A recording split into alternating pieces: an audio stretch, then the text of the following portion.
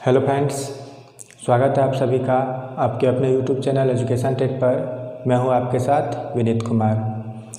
दोस्तों, आज का जो टॉपिक है वह बहुत ही इम्पोर्टेंट टॉपिक है और बहुत ही मज़ेदार टॉपिक है। कौन सा है?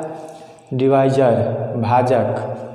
हम लोग पढ़ चुके हैं, भाजक जानते हैं। भाजक किसे कहते हैं कि जिस संख्या से किसी दूसरे संख्या में भाग दिया जाता है तो वह संख्या भाजक कहलाता है। जैसे मान लीजिए हमें देना है 136 में 5 से भाग देना है।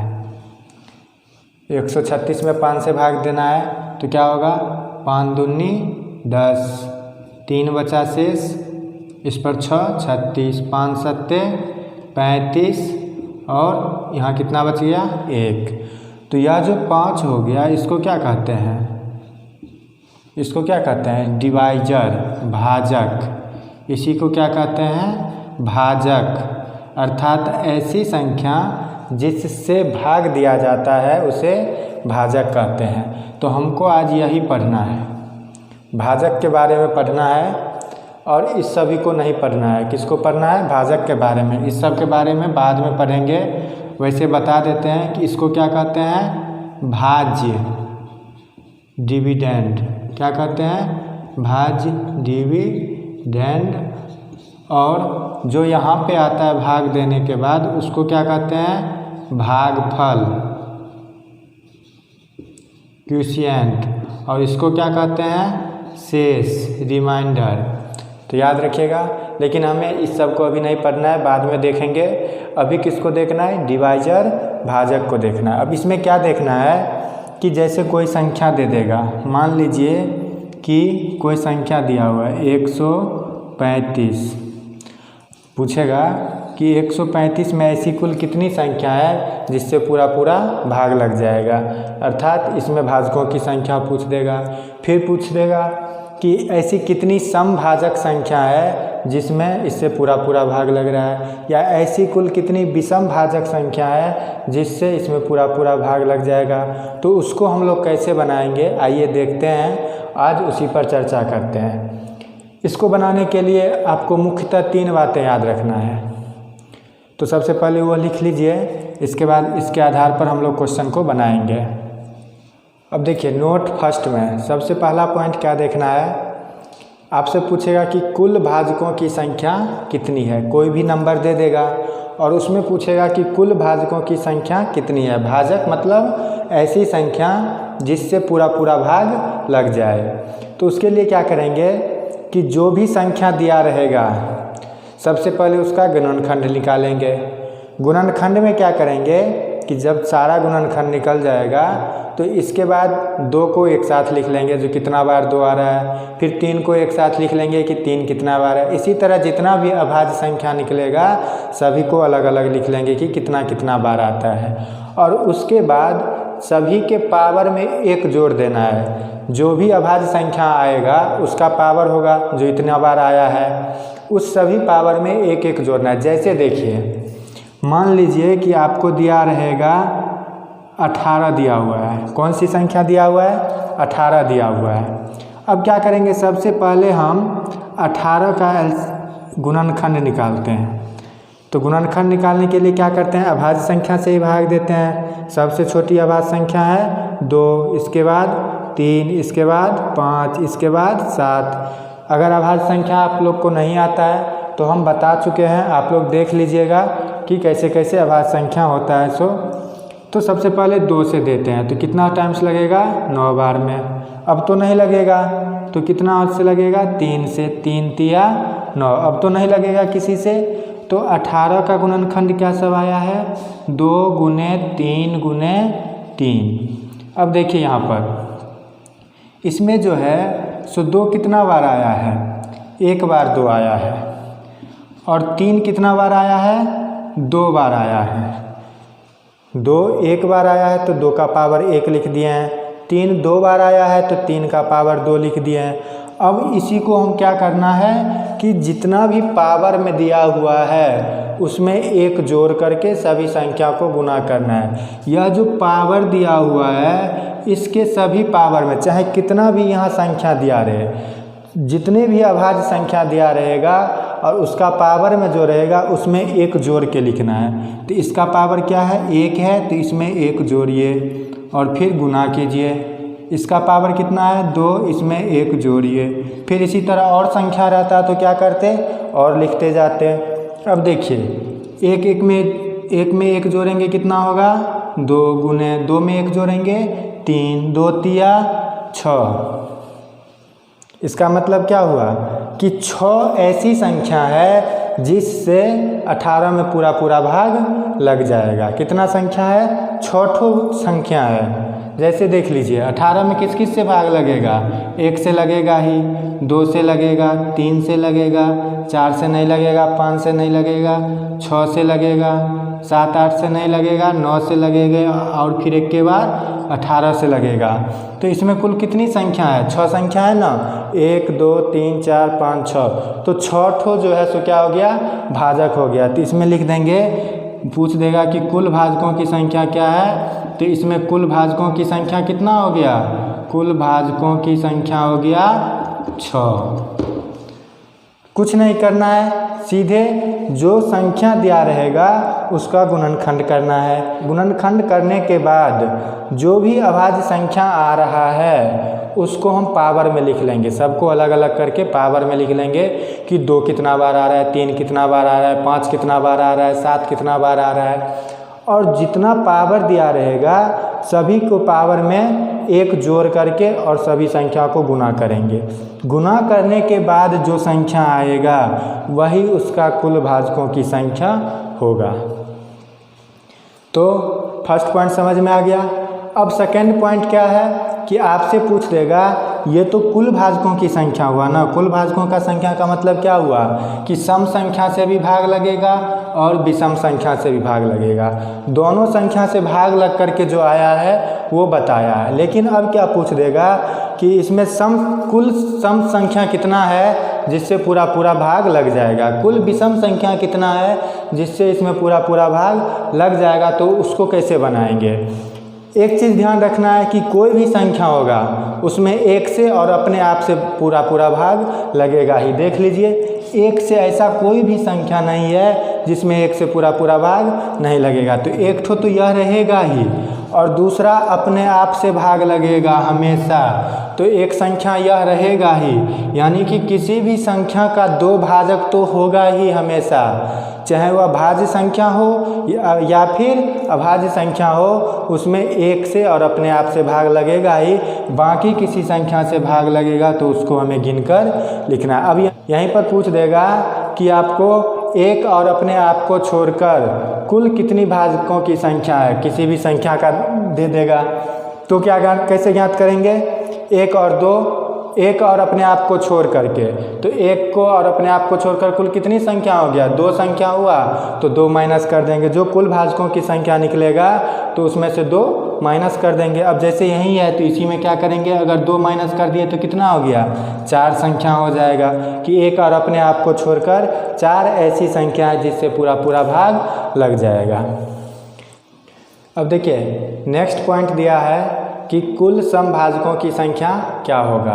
पहले क्या था, कुल भाजकों की संख्या, सीधे कह रहा था कि कुल भाजक कितना है, अर्थात उसमें समभाजक भी होगा और विषम भाजक भी होगा। लेकिन उसमें क्या कह रहा है अब कि कुल समभाजकों की संख्या, ऐसा कुल कितनी संख्या है जो सम संख्या भी है और उसको पूरा पूरा काट भी रहा हो। तो उसके लिए क्या करेंगे, सम संख्या के पावर को वैसे ही लिखना है। जो भी सम संख्या का पावर दिया रहेगा तो उसको वैसे ही लिखना है, उसमें कुछ नहीं चेंज करना है। और सभी विषम संख्या के पावर में 1 जोड़ना है। जितना भी विषम संख्या का पावर रहेगा उसमें 1 जोड़ करके लिखना है और तब सभी संख्या को गुना करना है। जैसे देख लीजिए, मान लीजिए दिया हुआ है 700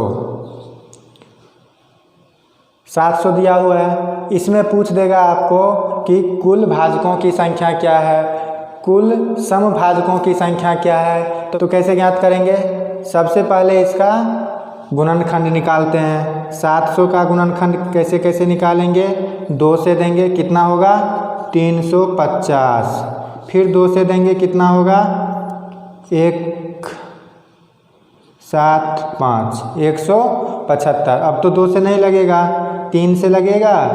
नहीं लगेगा। 5 से दीजिए। 5 से कितना बार में लगेगा? 5 तिया 15 और 2 17, 2 पर 5 25, 5 पच्चे 25। फिर 5 से लगेगा, 5 सत्ते 35। अब तो नहीं लगेगा किसी से, ये अभाज्य गुणनखंड के रूप में हो गया।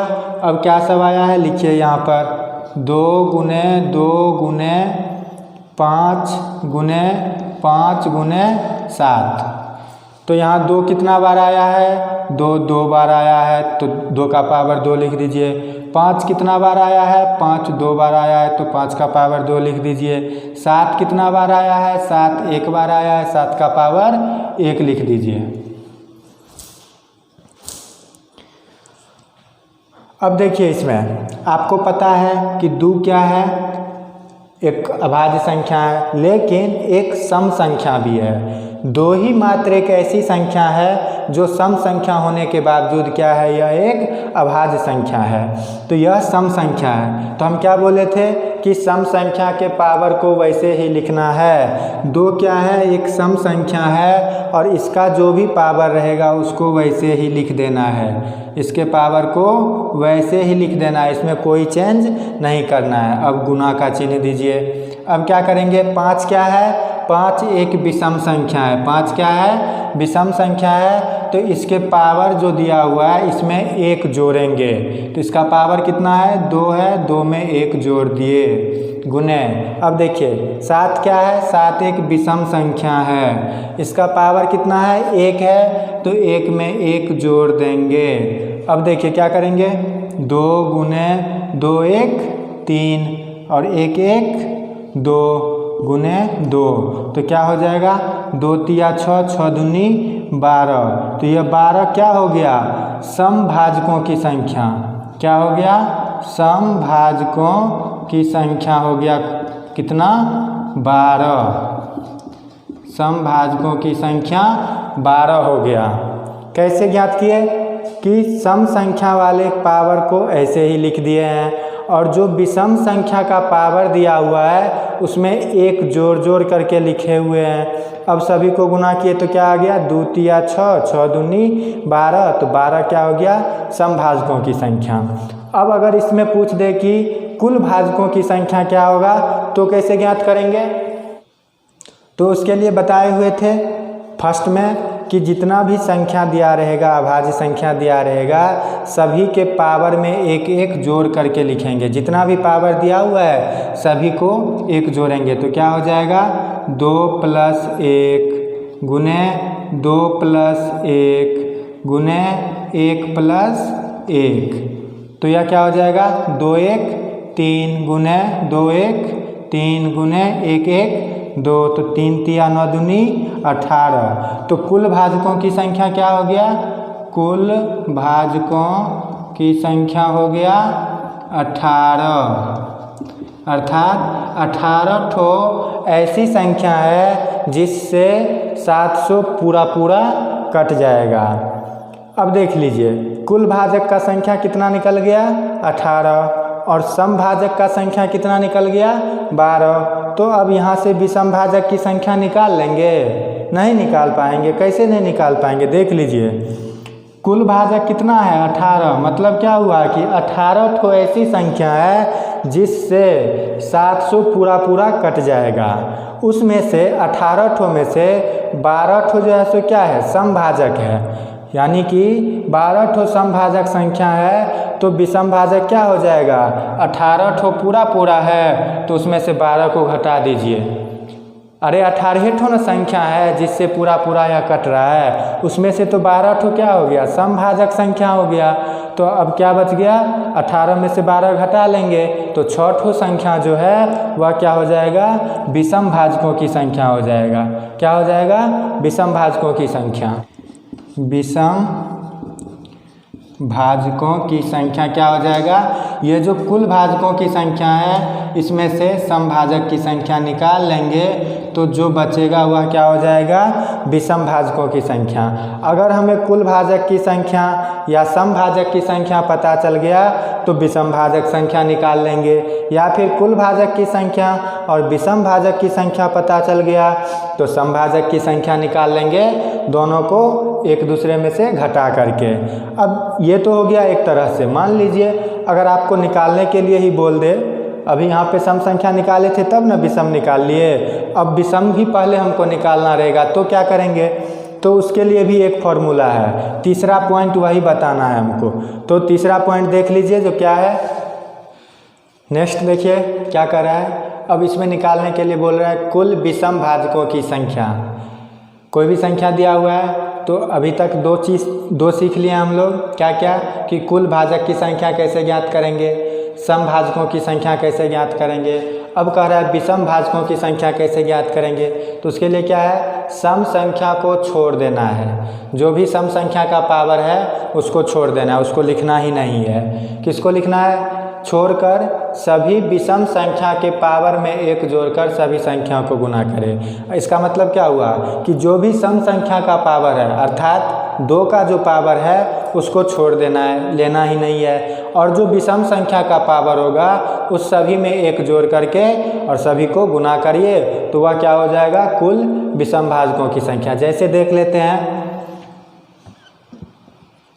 360 दिया हुआ है मान लीजिए। अब इसमें से पूछ देगा कि कुल विषम भाजक की संख्या कितना है, तो कैसे ज्ञात करेंगे। सबसे पहले तो हम गुणनखंड ही निकालेंगे, तीनों में गुणनखंड ही निकालना है हमें। 2 से भाग देंगे कितना होगा, 180, फिर 2 से भाग देंगे 90, फिर 2 से भाग देंगे 45, फिर 2 से तो नहीं लगेगा, 3 से 15, 3 से 5 हो गया ये। 2 से 18 दूनी 36, 9 दूनी 18, 45 दूनी 90, 15 तिया 45, 5 तिया 15, सही है बिल्कुल।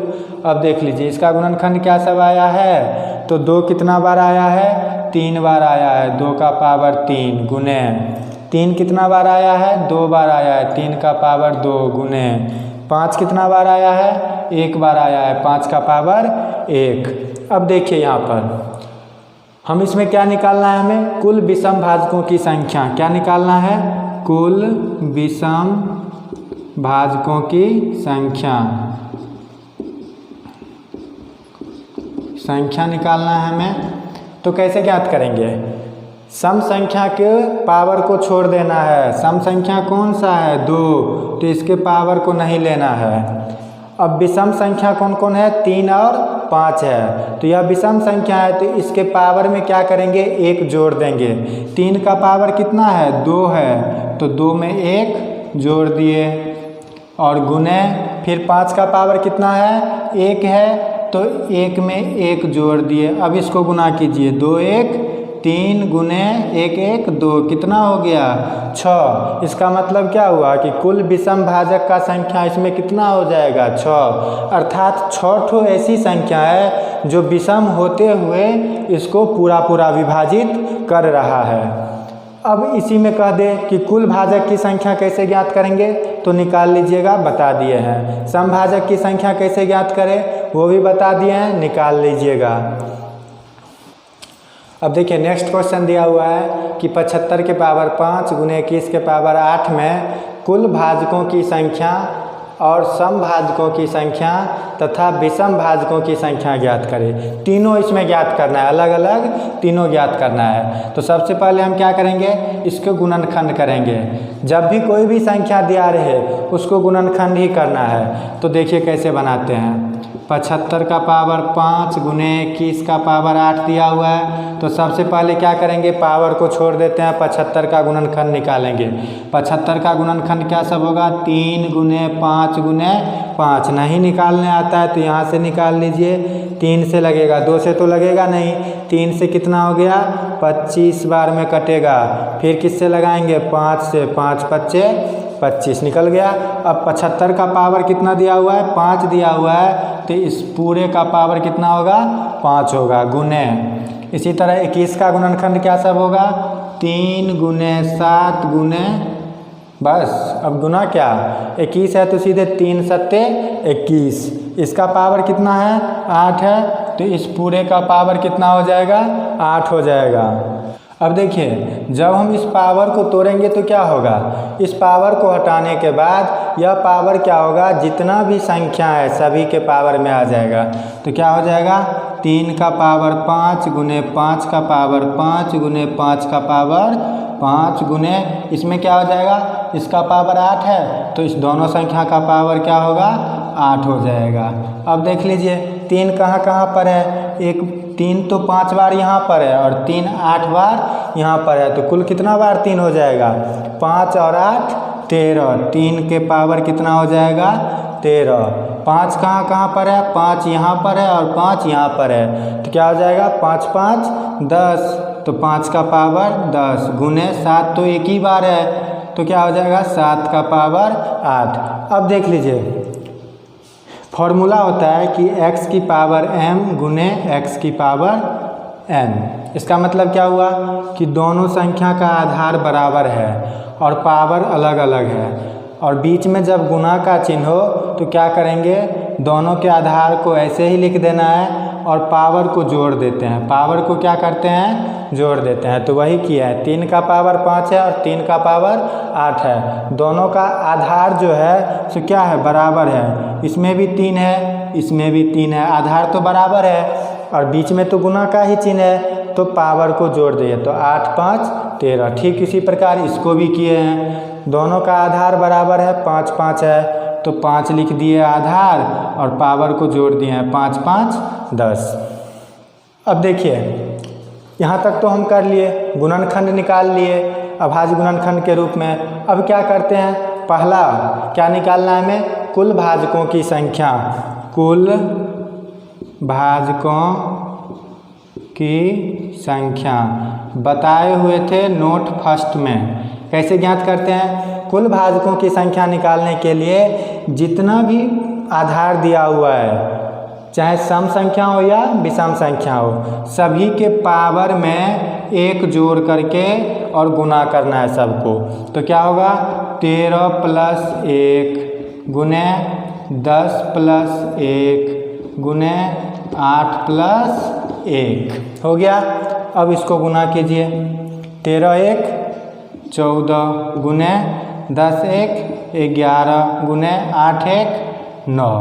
अब सबको गुना कीजिए, कितना हो जाएगा 14 गुने 11 नमा 99। इसको गुना कीजिए कितना होगा, 14 नमा 126 के 6 हासिल 12, 14 नमा 126 और 12 138, कितना हो गया 1386। अर्थात 1386 ठो ऐसी संख्या है जिससे इस पूरा में भाग लग जाएगा, पूरा पूरा या विभाजित हो जाएगा। कुल भाजकों की संख्या निकल गया 1386। अब देखिए अब हमें निकालना है किसका, सम भाजकों की संख्या निकाल लेते हैं। सम भाजकों की संख्या में बताए हुए थे क्या करना है कि सम संख्या के पावर को वैसे ही लिखना है और विषम संख्या के पावर में 1 जोड़ करके लिखना है। अब यहाँ पर देखिए कि सम संख्या तो कोई है ही नहीं, 3 भी विषम संख्या है, 5 भी विषम संख्या है और 7 भी विषम संख्या है। तो इसमें सम संख्या होगा कोई सा, नहीं होगा, नहीं होगा तो क्या हो गया, समभाजक कितना हो गया 0 ठो है, 1 ठो है ही नहीं। जब यहाँ पर सम संख्या रहता तभी ना हम समभाजक की संख्या निकालते, लेकिन है ही नहीं, तो इसीलिए इसमें क्या होगा सभी विषम ही होगा। तो अगर विषम निकालेंगे तो इसका विषम भाजकों की संख्या कितना हो जाएगा, जितना कुल भाजक है उतना ही विषम भाजक संख्या हो जाएगा। तो कुल भाजक कितना है 1386 1386, तो विषम भाजक भी 1386 हो गया। समभाजक इसमें बिल्कुल ही नहीं होगा क्योंकि कोई भी अभाज्य गुणनखंड के रूप में सम संख्या के रूप में नहीं है। नेक्स्ट देख लीजिए, दिया हुआ है 5760 में कुल भाजकों की संख्या क्या होगा, समभाजकों की संख्या क्या होगा, समभाजकों की संख्या और विषम भाजकों की संख्या क्या होगा, तीनों निकालना है हमें। तो सबसे पहले क्या करेंगे 5760 का गुणनखंड करते हैं। 5760 का गुणनखंड निकालिए। किससे भाग लगेगा?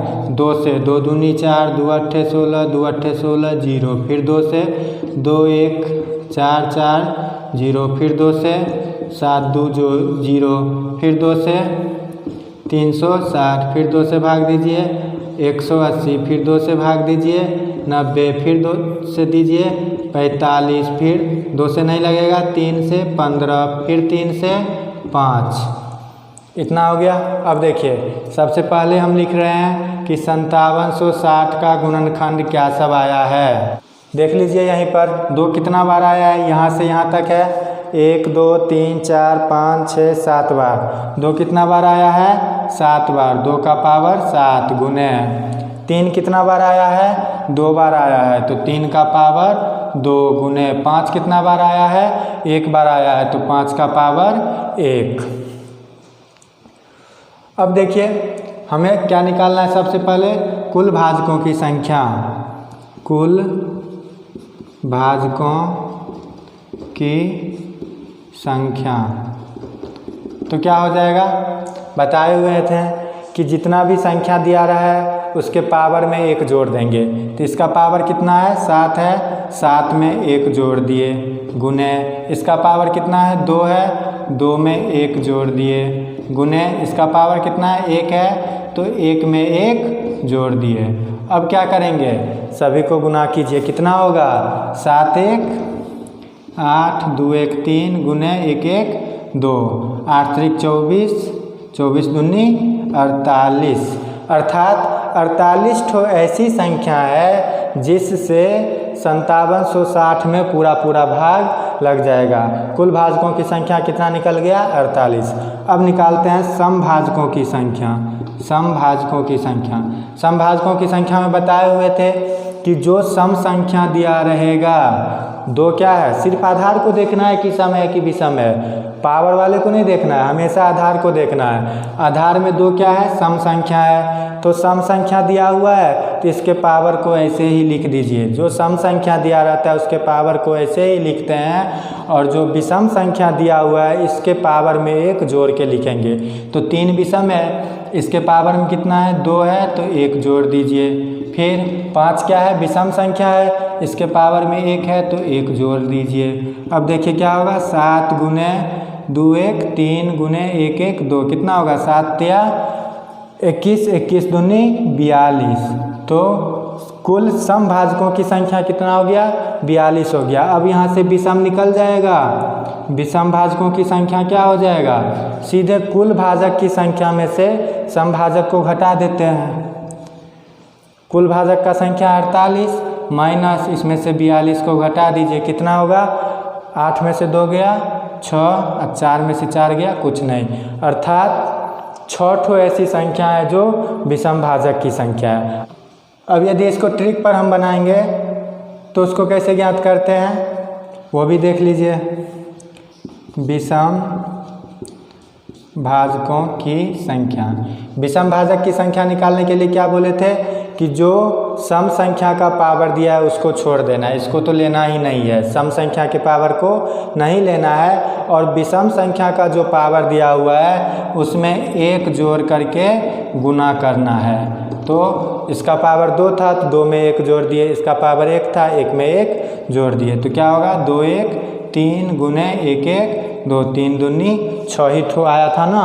तो विषम संख्या समझ गए। सम संख्या कैसे निकालेंगे, समभाजकों की संख्या कैसे निकालेंगे वो भी समझ गए। कुल भाजकों की संख्या कैसे ज्ञात करेंगे वो भी समझ गए। एक और क्वेश्चन करवा देता हूँ मैं, इसके बाद आप लोग कीजिएगा। अब देखिए नेक्स्ट क्वेश्चन दिया हुआ है कि 12600 में कुल भाजकों की संख्या, समभाजकों की संख्या तथा विषम भाजकों की संख्या जोड़ा में ज्ञात कीजिए। जोड़ा का मतलब क्या होता है? पेयर।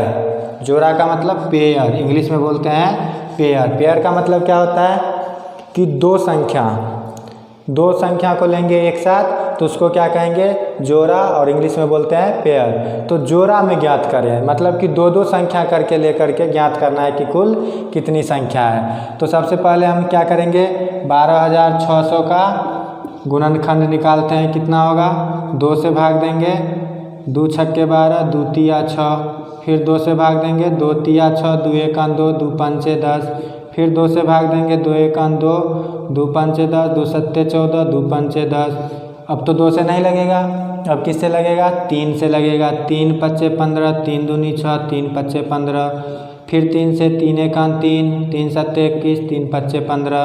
अब तो 3 से नहीं लगेगा। 5 से 5 तिया 15, 5 पच्चे 25, फिर 5 से 5 सत्ते 35, हो गया 12,600 का गुणनखंड क्या सब आया है? 2 का पावर 3, 2 3 बार आया है ना, 3 कितना बार आया है? 2 बार। 3 का पावर 2, 5 2 बार, और गुने 7 1 बार आया है। तो अब देखिए कुल भाजक की संख्या ज्ञात करेंगे हम सबसे पहले।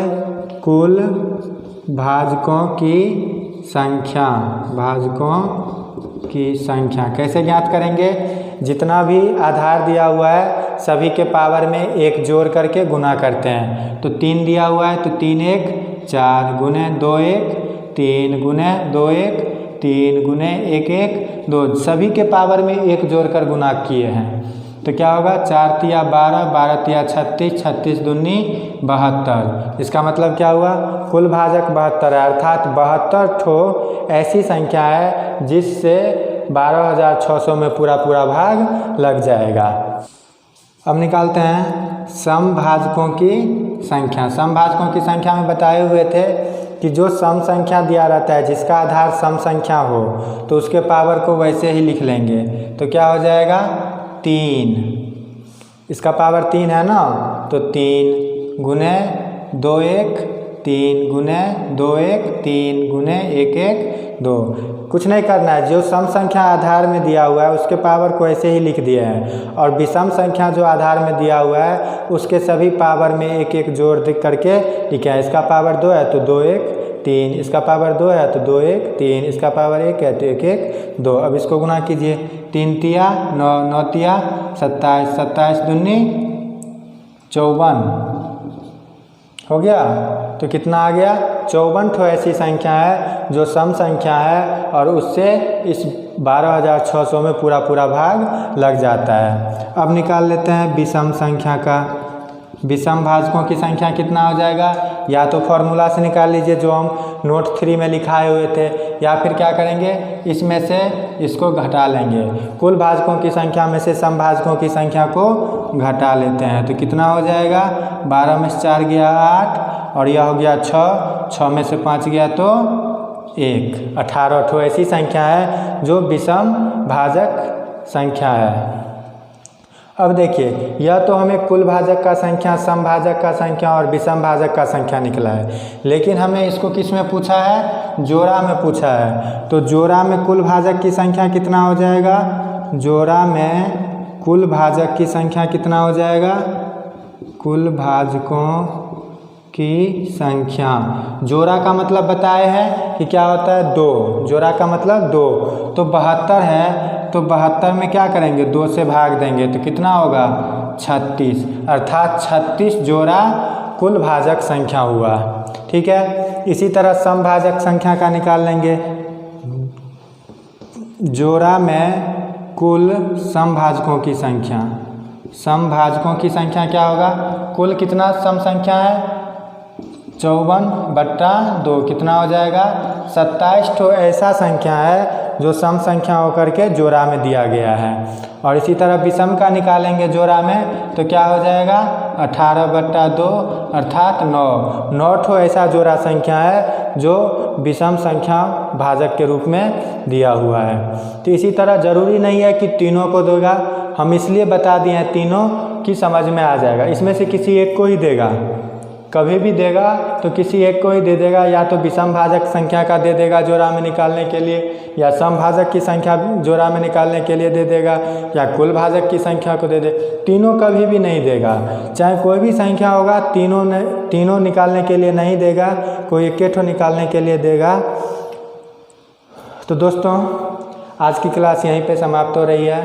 अगर यह आप लोगों को समझ में आया हो तो लाइक बटन ज़रूर दबाएँ, और अगर आप इस चैनल का न्यू व्यूअर हैं तो चैनल को सब्सक्राइब कीजिए, ज़्यादा से ज़्यादा दोस्तों को शेयर कीजिए। और हाँ, यदि मेरे वीडियो से किसी भी प्रकार का कोई सजेशन हो या कहीं पे समझ में नहीं आ रहा है तो कमेंट कीजिए, मैं ज़रूर उसको दोबारा बताऊंगा दूसरे वीडियो में अपलोड करके। और मिलते हैं अगले वीडियो में, तब तक के लिए टेक केयर, जय हिंद।